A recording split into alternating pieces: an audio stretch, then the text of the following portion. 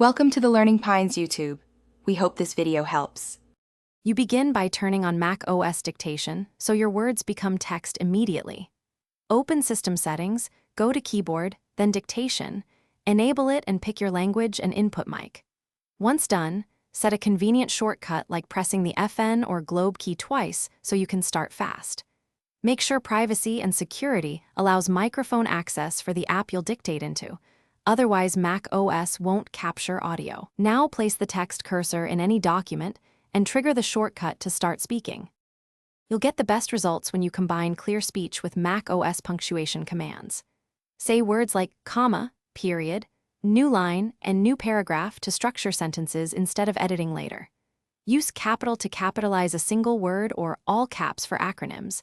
This is faster than manual fixes. Also, make sure the correct microphone is selected in sound settings and reduce ambient noise because accuracy depends on input quality. If a phrase was misheard, stop dictation, correct the few words, then resume to keep flow. You finish a session by pressing the dictation shortcut again or tapping Done in the interface. Then proofread and edit, either by typing or using voice editing commands like select the last sentence and replace with.